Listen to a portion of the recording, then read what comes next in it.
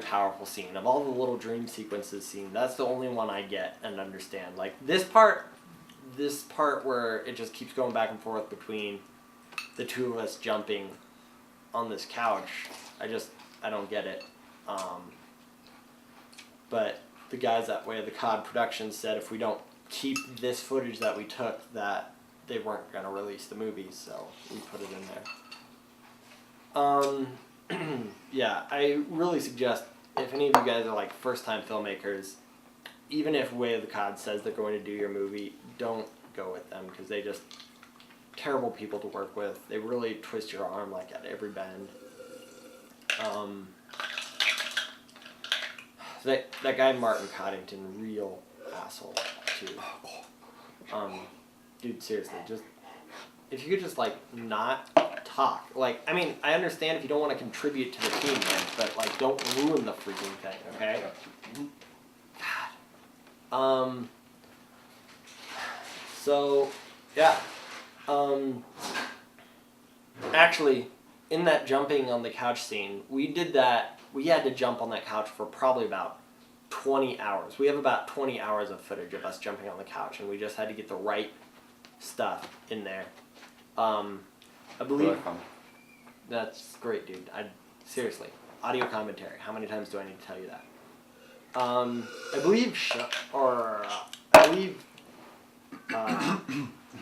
believe other Steve even like broke his ankle during that 20 hours of jumping on that couch. So we had to wait till he got better to finish the film. Is that right? Sounds about right, yeah. Yeah. I can't remember. I think he was decommissioned for about like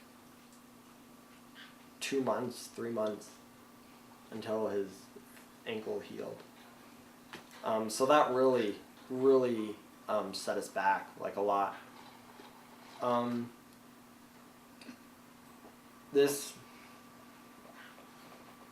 once again, I just like to point out like that this Watchmen, like, really important, because it kind of shows,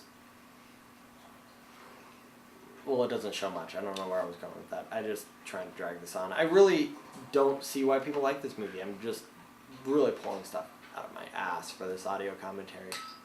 But if you notice on the last jumping scene, we sped up the speed.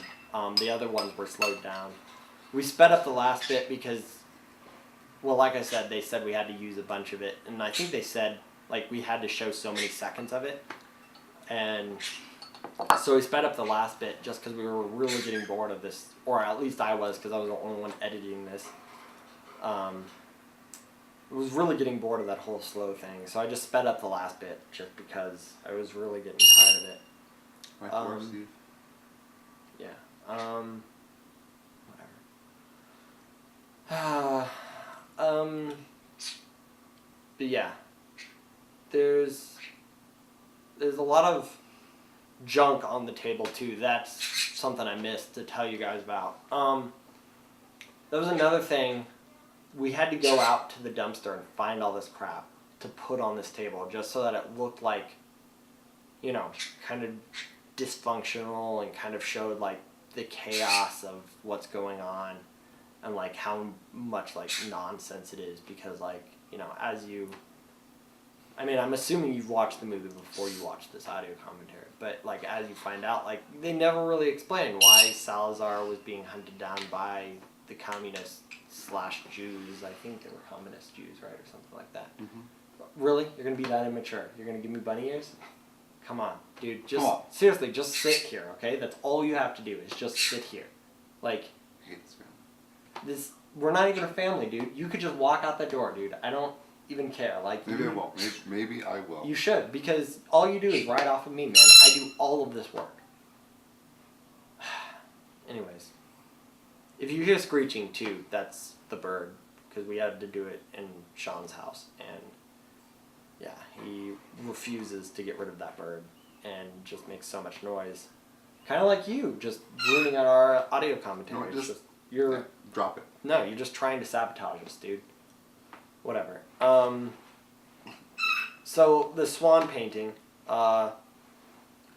this is trying to show you like you know, the duality of, you know, the mind, kind of showing you, like, you know, the good, the bad, and it kind of, like, there's both halves of that in everybody. And, you know, we were trying to capture that by this painting of the two swans. Here's another shot of the root beer float. Once again, really important to show, you know, the mortality of man. Because, you know, root beer float can't last forever. And, dude, seriously, you're going to play games on your cell phone. Well, I have nothing else to do right now. Like, what? Seriously, what am I going to do? You could talk about the movie. I've been talking this whole time, man. You could say something. You're doing a fantastic job. I'm just... Do you have to make so much noise?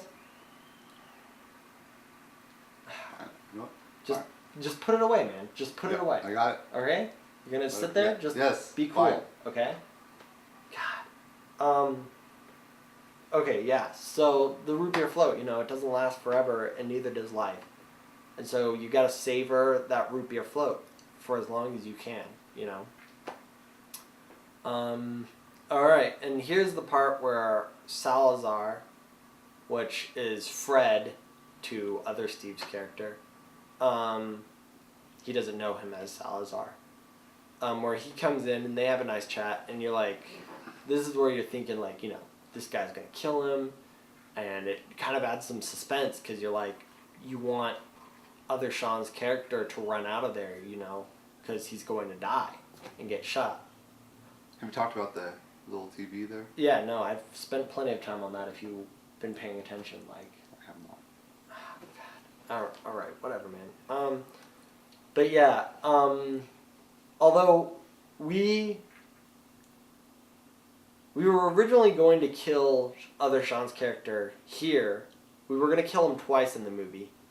I can't remember why.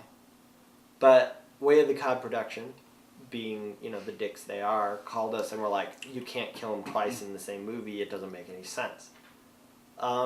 So, you know, Hollywood being what it is, my character comes in at the nick of time to save him, to save his death for the end of the movie. Well, and the beginning. Like I said, we didn't do it chronologically ordered, so we just kind of give you this barrage, and like, because that's what life is, and that's kind of how your mind thinks too. It's just this barrage of images and stuff. Seriously, are you just gonna mock me? Is that what it is? Yes, You're mocking I'm going to mock you.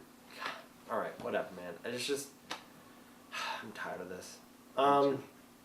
Whatever, dude. I'm just such an asshole. So we did that Salazar thing, flip sideways, because we kind of wanted to show you, like, how, like, everybody's kind of twisted, and, like, this whole movie's kind of twisted and offset. And so that's what we were doing with that. We didn't want to give you a full forward thing, because it's not forward thinking. It's sideways thinking.